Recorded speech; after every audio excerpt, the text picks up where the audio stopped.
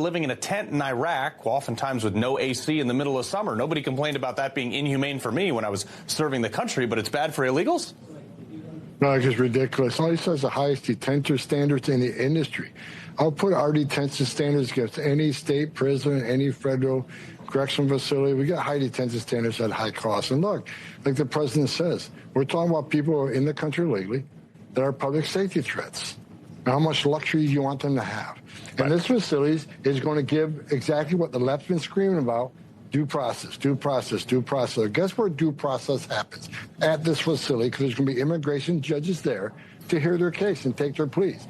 And this is going to be their last stop. When they leave here, they'll be on a deportation plane to their homeland. Yeah, well, so now there's a new detention center for the illegals here in Florida. Donald Trump decided to go visit. Obviously, he's getting protested. Oh, it's inhumane. And then it always happens. And this is the problem with the left. Everything's acceptable for Americans. Americans lived in worse conditions than what these illegals are facing, right? If you come here illegally, we lock you in a cage surrounded by alligators. Seems like a pretty good deterrent to me. And this is what Donald Trump ran on. Donald Trump is the ultimate deterrent.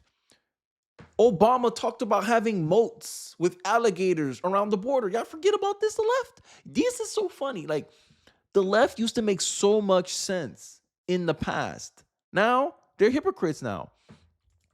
A reminder, if Democrats didn't have double standards, they wouldn't have standards at all. This is 2022. And Harris, look at the holding facility. Oh, inhumane, surrounded by aluminum foil to keep themselves warm. Look at the facilities. This looked like a military camp. But oh, no, inhumane. Illegals can't live like this. You want illegals to have better treatment than Americans. Just admit it, Democrats. All right? Just admit it. This is a concentration camp. No, it's not. Can we stop conflating definitions, please? Please. They're not the same thing. Illegals are not held in detention camps. What the definition of a detention center? A detention center is a facility where individuals are temporarily held, as you saw Tom Homan talked about, often pending legal proceedings. You want due process, right, Democrats? All you have to do to make a Democrat mad is to give them what they want. It's typically used for short-term confinement of people who are not necessarily convicted of a crime, but are detained for reasons like immigration violations, awaiting trial, or minor offenses. Conditions and purposes vary, but they're generally secure facilities managed by government or private entities. Let's look at the definition for a concentration camp. A concentration camp is a place where a large number of people, often targeted for their political beliefs, ethnicity, religion, or other characteristics. Is this a prosecuted group? Are illegals a prosecuted group? Yes, they are. Why? They broke the laws of this country. Oh, so they're not prosecuted. You're just holding them accountable. And these are the word games that Democrats love to play.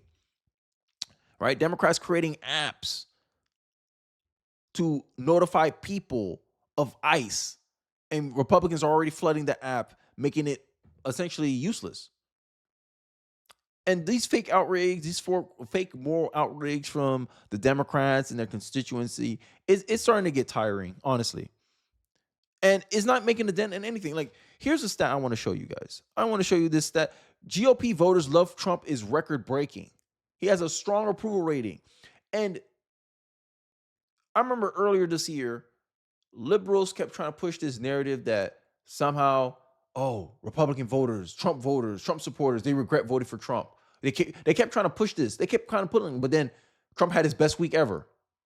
Trade deals started getting done. Peace deals started to get done. Economies, a record high. Stock market record high. Working class people's wages increased by 1.5%. It could be more, but Democrats are obstructing Donald Trump. And I want to talk about the big, beautiful bill. There's a lot of fiery debates going on the conservative side. And I would not choose any other side. I would never want to be a leftist because there's so much discussion going on right now. Elon Musk thinking about launching a third party because he hates the fact that we have to spend this amount of money to pass Donald Trump's bill. This is what happens when you want compromise. This is what happens when the American people wants bipartisanship, right? If you don't give unilateral power to the Republican Party, there's no way they can do any meaningful cuts. But people have problems with the Republican Party, and we'll hear it all out here today. But first, I want to show you this poll by CNN about Trump's record-breaking popularity. Let's take a look. Yeah, okay, so we're going to look at the strongly approved numbers. So this isn't just Republicans who like Donald Trump. This is Republicans who love Donald Trump, and he's up like a rocket. Look at this. In July 2017, the strongly approved was 53%. That's pretty good. But look at where he is now. 63% of Republicans strongly approve of the job that Donald Trump is doing about 5 months into his presidency. Republicans love Donald Trump the way that Americans love Disney World. The bottom line is 63%. That is a huge, huge base. And of course, it's just part of a Republican base in which about 90% of them overall approve of him, including the somewhat approves as well. I mean, every politician would like this number here, especially to see it go up. How about compared to other presidents who were Republicans? Yeah, it's history making. It's history making. What are we talking about here? So why don't we look back? We have all the presidents, Republican presidents, going back over the last 35, 36, 37 years. What are we talking about? GOP, who strongly approved 5 months in. Look at this. George H.W. Bush, Bush 41, 46%. Bush 43, 59. You see Trump, the first term, 53. But look at this, 63%. He beats all the other Republicans on the board here. And I was looking even back since Reagan. And get this, Donald Trump beats Ronald Reagan when it comes to the strongly approved 5 months. And of course, Reagan was coming off that high after that assassination attempt. So the bottom line is Donald Trump is making history with the Republican base. He is more beloved by this Republican base than any Republican base loved any GOP president 5 months in. It is history making. It is a striking number. Till is stepping down, stepping aside after President Trump threatened to primary him. The question is, how effective is Trump's endorsement? We know it can hurt, but how effective is it? Yeah, okay. So, you know, the bottom line is if you're a Republican lawmaker, you see this 63%, you say, my goodness gracious, you do not want to go against Donald Trump because the Republican base is with Donald Trump. And it's not just the polling. We actually have the data to show that the Republican base is with Donald Trump. The times Trump endorsees won the GOP primary for governor and congressional races. Look at this. 2024, 96%. 2022, 95%. 2020, 98%. The bottom line is this. 95% plus of the time, the Trump-endorsed candidate wins in GOP primaries. And even in the cases where Donald Trump endorses a challenger to an incumbent, the majority of the time, that challenger wins. So Donald Trump is a winner in Republican primaries. You go against Donald Trump, to quote the movie Good Burger, you go in the grinder. Donald Trump is the key nugget. His endorsement is the key nugget in a GOP primary because he's historically strongly popular with the GOP And base. now there's going Coming off of historical kind of, polling numbers, there's been a lot of infighting. The big beautiful bill, as what it was called, in the House passed, and then the Senate revised it a lot. Apparently, they struck down a part of the bill where Medicare will be rejected from illegals, right? Because Democrats kept crying about, it's going to affect 16 million Americans. Oh, people don't need to work, right? And Americans are still required to pay taxpayer money to foreigners that decide to break our laws, because states like California, when their stuff goes awry, they flip the bill to Medicare to pay on their behalf. There's a lot of gerrymandering going around where they say, illegals are not receiving Medicare.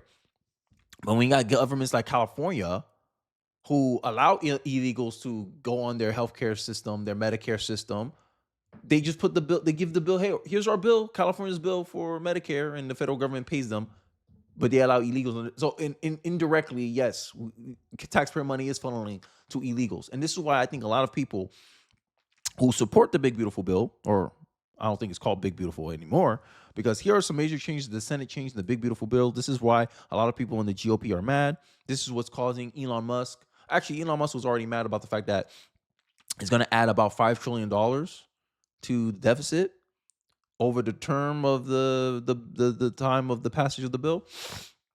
The Senate voted Tuesday to pass the One Big Beautiful Bill, bringing President Trump's chief legislative package one step closer to the finish line. The bill, which the House Representatives passed in May, underwent some changes in the upper chamber. And I think that's where the bureaucracy really lies. It's not the House. In my view, the House is closer to what the people want. It's the Senate that's a problem. I think the Senate is the biggest problem in politics, because this is where all this gerrymandering happens at. The bill now returns to the House, which will either pass the amended bill and send it to the president's desk or other revise the text. House Speaker Mike Johnson is hopeful for the former. The bill is President Trump's agenda, and we're making it law. Johnson said, House Republicans are ready to finish the job and put the one big beautiful bill on President Trump's desk in time for Independence Day, because Trump has been pressuring them to pass it by Independence Day. Here's some of the biggest challenges the Senate made to the bill. The name. Thanks to the last second efforts by Senator Chuck Schumer, the One Big Beautiful Bill is no longer called the One Big Beautiful Bill. I just got the name stuck off this bill with a move on the floor on the Senate. Schumer posted on X, is no longer named the One Big Beautiful Bill. The bill is a big, ugly betrayal of the American people by the Republicans. Senate's also ripped a provision for the bill that would have paused all state regulations for artificial intelligence for 10 years. The provision was an early sticking point for the legislation. After voting for the bill, Marjorie Taylor Greene said, we have no idea what AI will be capable of in the next 10 years. Giving it free reign and tying state hands is potentially dangerous. When the One Big Beautiful Bill comes back to the House for approval for Senate changes, I will not vote for it with it in it. Senate Republicans originally tried to amend the provision and lower the time to 5 years and scrapping the absolute memorandum in favor of a few listed restrictions, but the deal fell through when the Senate voted 91-1 to strike the AI provision from the bill. Public land sales, demands by some holdouts, and the list goes on. But there seems to be an infighting here. I showed you how Trump's endorsement has a lot of power. Trump is going to probably try to primary Thomas Massie. They've been at odds for a while. I don't know how that race is going to go. I think that's going to be the litmus test to look out for in 2026. Is can Trump topple the libertarians in their fight to rein in spending? And I see this as a short-term setback, for the bill. Hopefully, it turns out for the better, but this is what Trump ran on. Trump ran on a lot of these things, and in the day, Republicans don't have enough people in the seats to pass the bill unilaterally. They need some concessions because they want people to vote on it. It's just what it is. It's just what it is. I'd rather have a percentage of something than 100% of nothing. Don't let the perfect get in the way of the good. This is that's pragmatism. I'm pragmatic on my end. Now, ideally, I would want it to break even at least, but there's too many conflicting interests here. And I honestly believe the only way we'll get something substantive done is if you got one party having like political domination on the floor, and we have a chance to do that in 2026. But one thing Trump has been showing consistently is you don't bet against this guy. But, I digress. I want to play this clip here of, I think Stephen Miller is going to honor Donald Trump and what he's done and how he kept his promises, because I think the main sticking point for the big, beautiful bill, and I think why, end of the day, Republicans, the conservatives will go along with it, is because of the fact that it has so much stuff for no tax on tips, no taxes on Social Security, which, based on generations, millennial conservatives don't like it too much because they feel like we're rewarding the boomers for putting us in this situation. Let me know your thoughts in the comment section below if you agree with that sentiment. That a lot of millennial conservatives, such as myself, we feel some type of way about it because we feel like boomers handed us down this situation and we're kind of rewarding them for screwing. You get me? I think someone will be able to articulate this in the comment section. But without further ado, let's get into this clip. When President Trump came into office on January 20th, the United States had endured the largest wave of illegal immigration in human history. Not just American history, human history. And within just a few days, President Trump, through his strength, leadership, diplomacy, and vision, achieved the most secure border anyone in the world has ever seen. When we recently went overseas to the NATO summit, I had senior staff in foreign governments come up to me and ask me how he achieved the Trump miracle on his border and could that be replicated in their countries. For individuals who don't work in this space, to have 0 successful illegal entries in an entire month should be an impossible achievement. There's a 2,000-mile border with one of the poorest countries in the world, and you have open travel from 150 countries into Central America and South America. There are 2 billion people in the world that would economically benefit from illegally coming to the United States. And through the deployment of the military, through the deployment of novel legal and diplomatic tools, through the building of physical infrastructure, through the empowering of ICE and Border Patrol and the entire federal law enforcement. And I think that's the main sticking point for the big, beautiful bill is the fact that it allocates so much funding for the border security. And I think as a pragmatist, right, if you want to like think about tackling problems, I think people who are going along with this bill, they want to tackle that problem. Hey, we want ICE to get more funding. We want to build this border wall. We want to create these incentives and make it law so that future presidents don't able to just blindly let Joe Biden 2.0 do it, like 20 million people illegally cross the border all over again. It revokes temporary status. They want to codify that stuff, and it's okay. That's one win. Now we got one out of the way. Okay, now let's deal with the aftermath of having to compromise with these people and figure something else out. And I think this is the calculation that many people are making. It's not perfect. No solution is, because at the end of the day, if you ask Rand Paul, you ask Thomas Massey, what is a alternative solution that you can offer that can get passed? And I think, we kicking the can down the road. I understand that. But I don't know. I just think let's deal with this border first. Continue deporting these people. Continue having less people in this country that will take from the system. Give us a little bit more breathing room. The Doge cuts should be coming up soon. I know it's only $9 billion, but maybe we can get more people to more cuts, more USAID is out of there too. It's like, don't let the perfect get in the way of the good. Nothing's perfect. Everything's about trade-offs, constraints. And I would think Elon Musk will understand that, but obviously he's used to the private sector, and this is the reality of government. Everyone's finding out, hey, this is how government works. The House will pass something, the Senate will look at it, and the opposition, like Chuck Schumer, will say, I want to go over every single thing, and I want every single thing to be voted on. Okay. And you end up a lot of stuff cutting out of the bill. And I know a lot of people said they want single issue bills. I would like that too. I would love that. But, Congress with 500 people, 435 people, all agreeing on, I don't know, man.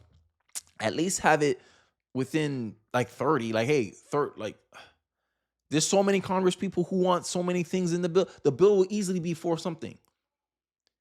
I would want shorter bills. And I think that's something that, the House Speaker has to really kind of enforce. But, we all have critiques over the system, man. But I think you got to pick your struggle, man. I'll pick the struggle. Hey, add another trillion short term, and then the next priority, once we get a lot of this stuff in, Trump got his campaign promises in. Okay, now let's go make this more efficient. Let's go work on the economy. Let's go find more tax cuts to make up for the fact that we have to raise the debt ceiling again. Let's not do that again. When we get our new chair, because at the end of the day, there's so many factors coming in. The fact that Jerome Powell won't cut rates, so that means America government is paying more interest right now, even though he time and time again has the best economy out of all the other countries that cut rates, but Jerome Powell don't want to cut rates. And if you look at this chart, this is a chart of all of the interest rates of many countries throughout the world. At the top is Switzerland. They're only paying a quarter for interest rates. Cambodia, Japan, Denmark, Thailand, Botswana, Barbados, Taiwan, Bulgaria, Cuba, Sweden, Morocco, Cabo Verde, South Korea, Algeria, Canada, Albania, Libya, Malaysia, China, New Zealand, Trinidad and Tobago, Czechia, Bolivia, Australia, Costa Rica, the Bahamas, Kuwait, Papua New Guinea, Bosnia, United Kingdom, and the UAE are all paying lower interest rates than the United States of America, which has one of the hottest and strongest economies in the world. The president sent this note to the Fed chair. It says, Jerome, you are as usual too late. You have cost the USA a fortune and continue to do so. You should lower the rate by a lot. Hundreds of billions of dollars are being lost, and there is no inflation. And I wanted to point out something else, that with the $121 billion generated by tariffs, right? And I think Trump's trying to find creative ways to make up for the fact that he had to raise the debt ceiling, but Jerome Powell ain't helping the fact either, right? And it's a lot of things. It's a complicated business. I understand how frustrating the government can be. All right, we all wish that we can have our perfect utopia or a perfect solution, but perfect solutions don't exist, only trade-offs, right? And I know printing money, it's not a good thing. It's more inflationary.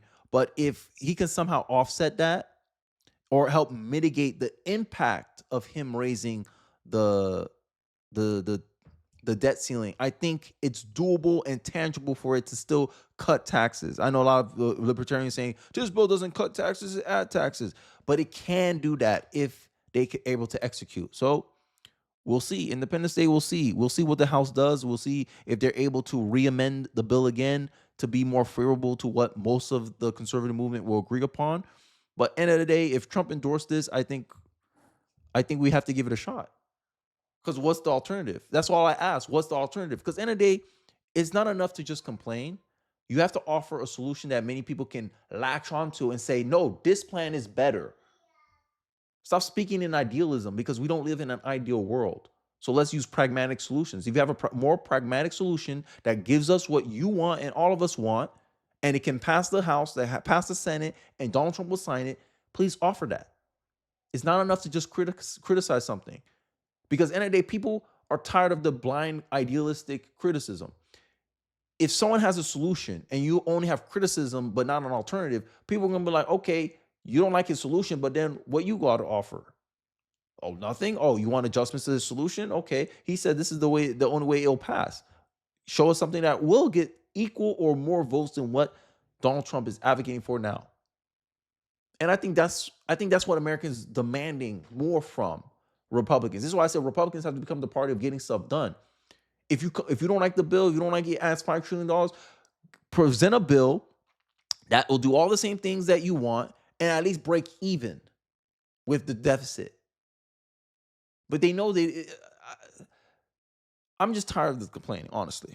But, I digress. Let me have in the comment section what you guys' thoughts and perspective on this matter is. Complicated business, I know, but I know everyone has their own priorities. Dave Smith and Elon Musk, they're thinking about, we're going to launch a third party. Okay, go ahead. Some people might think it's political suicide because then you give the Democrats a chance to win. But this is the multivariable factors that's playing in right now. That there's so many interests roped up into this that end of the day, Trump has to go with his agenda. Hey, I made these campaign promises. He's going to advocate for the bill because the bill has most of the campaign things he promised on. That's it. Trump says, we're going to try to make the government more efficient. Give him opportunity to do that. This is his first bill that he'll sign into law. Everything Donald Trump's been doing so far is executive orders. I'll give him a shot. I'm going to accept this one debt raise, and after that, hey, you got to be a hawk on that deficit, bro. But hopefully the tariffs can help offset this. Hopefully the economy grows at a bigger rate once he gets a new Fed chair in.